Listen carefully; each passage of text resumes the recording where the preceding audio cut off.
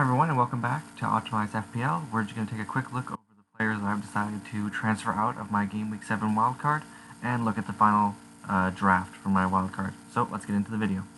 So to start it off, we're going to start with our Marte. We're just starting from least controversial to most controversial in that order.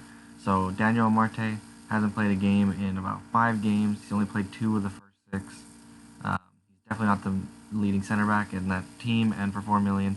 He's not necessary, so yeah, we're just going to get rid of him. If I was going to bring in 4 million, it'd be Brandon Williams. Next up, Luke Ayling, missed last game. He has a knee injury, unknown return time, and Leeds defense have just been getting weaker and weaker over the weeks. So yeah, not a great player, so get him out of here. Same can be said for Luke Shaw. He played the last match, came off for 30 minutes, got it after getting injured. Man United fixture is also getting much worse in the future, so I think it's a good time to get him out of here. His price went down recently, so that's a good thing I got him out during this week. And yeah, just injured. So this is when the controversial picks start coming in. We got Trent Alexander-Arnold. He's expected to be back for the Watford game. I'm not sure how I feel about keeping him only for just because he'll come back for Watford and he'll be back for Brighton. But I think West Ham, United, and Arsenal are really hard games. So I'll probably try to bring him back against Southampton. That's the plan at least. Is either to bring him back for Southampton or to bring him back for Brighton even. I just don't see the point in bringing him. Like, what if he doesn't make it for that Watford game? Then I'm bringing him for Manchester United. It's just not worth it for a 7.5 million defender. It's just, but yeah, so that's why he's out of the team. I'm planning to bring him back. I have lots of different ways to bring him back, but for now, he's out of the team. Our keeper transfer for this game week is Robert Sanchez. He's played in every single game. Brighton have been looking good. Their XG has been really good. He went up in price to 4.6 million. Almost a quarter of the players own this guy. But I just think that if Ramsdale wasn't an option, he would still be in the team. But because Ramsdale became an option, he's now in the team. And yeah, we talked about that last video. Ramsdale was in every single one of the drafts, and yeah, he just had to be in every draft because he's just too good to look away from. We got Diego Jota. So I think that he's a little bit of a controversial pick to take out. I know they play Man City, so it's not exactly a hard thing to do. But I think the main reason I'm thinking about getting rid of him, or the reason I got rid of him, is because Firmino's back. So once Firmino gets back, that's kind of Jota's place taken in the team. We got Mason Greenwood. I think that he's a little more controversial than Jota, just because Greenwood, I feel like, has more chance of starting. Been very greedy, which is not great for the team atmosphere, but for FPL wise, that's what we want to see is Greenwood being greedy. Yeah, so it would have been nice to see him get some goals recently. He's only gotten an assist in the last 3 games, which is all right. He's definitely one of the more controversial picks to get rid of this week. And the last player that I'm getting rid of with a heavy heart is Antonio. I talked last week about how I think Antonio's fixtures actually started looking pretty good to me, and I'm not sure. I'm very 50-50 on it. I mean, Brentford, good game. Everton, hard game, in my opinion. Spurs can be a hard game. Villa can be a hard game. Liverpool is a hard game. Antonio, I'm worried that for his price, I'm expecting like a goal every 2 games, but now I'm expecting more like a goal every 1 or a goal every 3 or 4 games now with this fixture run coming up. He's somebody else that I'm definitely planning on bringing back in. I'm thinking game week 16 when he plays Burnley. They have Arsenal next week, but after that, they're green fixtures for days for West Ham, so that's definitely something I'm keeping an eye on. Let's get into the wildcard team. So here's the confirmed game week 7 team that we're going to be starting with. Yeah, let's just get into it. We're going to be starting from front to back because the front line has not changed since the video I put out yesterday. So let's just get into the front 3. Front 3, pretty easy. Jimenez, Tony, Lukaku, all got great fixtures this week. I mean, Tony's a little bit iffy because he's playing West Ham away, which can be a difficult fixture, definitely. But I think overall, I still think he's a good pick. I think for the next fixtures get really good, and I think that him and Babu are going to be in really good forms. Lukaku obviously got great fixtures coming up with Jimenez, so I'm liking the front 3. I think they all have really good fixtures coming up, and they can all get some decent returns. Let's move on to our midfield 4. Okay, so reading left to right, we've got Salah against Man City. Not expecting much from him, expecting a solid 2 points. I mean, if he can get another penalty like he did against Chelsea, that'd be awesome, but I don't expect much from the big hitters in these hard games. They're usually only one goal affairs anyways, so I could definitely see him still getting a goal, but I'm still thinking that's more a 2 point. Looking to the right, Saka against Brighton away. I'm hoping that Arsenal can get some decent results here. I mean, Saka and Arsenal have been on pretty good form in the last couple weeks, and I think that they can definitely get something here. Brighton do have a fantastic defense. It's kind of sad that I don't have anybody in their defense anymore. But yeah, I think that I think Arsenal can do well in this game, and I think that he's got some really good fixtures coming up. So that's why he's in the team. Next up, we've got Son. It is a little bit of an homage to the team name, but it's also just the fact that I really wanted him in for at least the next two fixtures, if not longer. I think it's probably have to be the next two fixtures if I want to bring Trent back in and replace him with Grealish. But yeah, Son's in for the next two at the very least against Aston Villa and Newcastle. Aston Villa at home, Newcastle away. I think those are fantastic fixtures for him, and I think that he can definitely get some goals. I'm expecting at least 2 goals from the next 2 games from Son. Next up, and the man with some new hips is Rafinha. He's definitely looking pretty decent. His fixtures look fantastic in the next 15, or not 15, but 8 or 9. His fixtures look absolutely fantastic. Obviously, game week 16, he got some really hard fixtures, but that's so far away.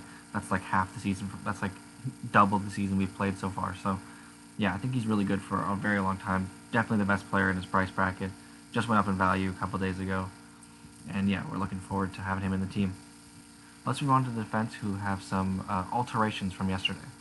Okay, so starting with the defense, we're starting with Rudiger. Just solid player. I think he's going to start most games. Looking forward to him playing against Southampton at home. Southampton do have a good attack. They're decent. Adams and Armstrong looking better, but I just don't see them scoring on Chelsea. I think Chelsea definitely keeping a clean sheet this game, so looking forward to that. Especially since we also have Christensen in the team, as we can see. One of the 2 alterations I made since yesterday. I decided that Christensen was probably the best value for money player at Chelsea in the defense, and I think everyone is just giving me the coldest of feet on Alonso. All Chelsea fans saying that Alonso might not start. If he does start, he's not going to be starting for very long. I'm trying to build this wildcard team to last for a couple game weeks at least. So if they're saying that Alonso might not be starting after the international break, or even before it, if he does not play tomorrow, then that could be a really big blow to my team, and I don't want to risk that this week. And then we obviously have Concello against Liverpool. Also expecting just 2 points from him. These games are usually pretty low scoring, so maybe he could get something in it, but I find it highly unlikely. But yeah, so yeah, Christensen in for Alonso. It's going to be touch and go. I'm really not sure how I feel about it. I still haven't made the transfer yet, but I'm 90% confident that's what I'm going to do. Yeah, so let's move on to the goalkeeper and the bench. Okay, so in net we've got Ramsdale. Yeah, we talked about it earlier. The only reason he's in the net is because at 4.5 million, he's a great value, and Arsenal have fantastic fixtures, and they're just a good defense overall. I mean, people were memeing them all year this year, or the first couple game weeks. But we do have to remember that last year they were one of the better defenses in the league. I think they were top 5. You can get a top 5 defense and a goalkeeper that's a 4.5. It's impossible to pass up. He's just too good value. And yeah, I wouldn't be surprised if I could see him next season at 5 or even 5.5 if enough people hop on him this season. Okay, so let's move on to who our vice captain and captains are going to be this week. So vice captain, there was a little bit of hesitancy for me.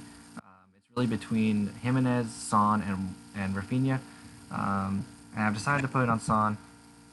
I think that Jimenez is probably the second vice captain on this team. Newcastle at home, really good fixture, but I just think that Wolves have been a little bit sheepish on their goal threat. They haven't been scoring very many goals, and that does worry me. So I'm gonna throw the vice captain on Son. Son's got 3 and 6 so far this season.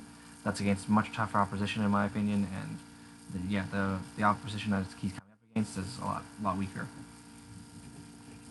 And finally, our captain Lukaku. No doubt in my mind, it was always gonna be Lukaku. Got that Southampton at home, easy fixture. Let's just go from left to right. We've got Foster and net as a backup. Only playing backup that I've seen so far. That's only because Backman was out of fitness. So, yeah, I don't think Foster's going to be playing much more. Brownhill, best 4.5 playing midfielder in my opinion, other than maybe Douglas Luiz. But Douglas Luiz is going up in price twice now, so I think he's at 4.7. And I should have just wildcard on the Friday, but I decided to hold off even one more day. I just wanted to get some more information, and during that night, Brownhill went down in price, so he went down to 4.4. I might as well just keep him at 4.4, so yeah, and this does leave me with a little bit of extra money in the bank. Diaz is the next one. I brought him in for Walker. I've thought about it some more. I see that Zinchenko is coming back into play, and that worries me for Kyle Walker. Kyle Walker, I think, is still a very decent player, but I think the thing that gives Concello a huge edge is that he can play on both sides, while Kyle Walker can only play on the right. So if Zinchenko does come into the game, then Concello can always go to the right, and Walker have to come off. But if Concello goes to the right, then Walker has to go off. There's no other choice. If Zinchenko's on the field, either Walker's off or Cancelo's off. I think more likely than not, Walker is going to be coming off the field. And then when Walker is playing, Concello can always go to the left side. So he's just a lot more versatile, which allows him to be able to stay on the field a lot longer. And I think that Concello is probably going to get a lot more minutes than Walker. Now that I look back on it, I do see why people were saying that Diaz is a lot more nailed than Walker. I always knew that in the back of my mind, but maybe it was just a little bit of devil's advocate because I like the idea of having Walker in the team. But yeah, so the two transfers were Walker and Alonso out for Christensen and Diaz. Thank you, Alonso, for your 0.1 in the bank because his price rose today, which is very nice. So we appreciate that, but I don't think you're going to be starting for the team. And lastly, on the bench is Livramento. He's not going anywhere. Probably the best 4.0 million player that I bought in this season. I'm very happy I brought him in for Shimikas. I'm not saying that Shimikas wasn't a bad pick. He was a great pick at the time, but Livramento is going to be a season holder, I think. 18 years old, playing that Southampton defense. It's just a perfect match for my team. Looking at our predicted score, we got 56 points game score. It's not too high, but it's not too low. I think it's all right. I think that's my personal prediction for the team is 61 points. That leaves us with 0.3 in the bank for any transfers we need down the line, and we have one free transfer. Thanks everybody for sticking around and looking at my transfers and my new wildcard team. I'm liking the look of it. I think it's going to be a great for me. Let me know if you guys would like me to rate your teams or anything like that. I'm going to be doing some Game Week Wildcard 8 drafts next week. So let me know if there's any that you'd like me to look at. And yeah, I'll probably be using some Rate My Teams from Reddit and maybe pulling those off and rating those and trying to give my personal opinions on them. Yeah, so I'll look forward to that. I'll see you guys next week. And good luck, everybody. Cheers, everyone.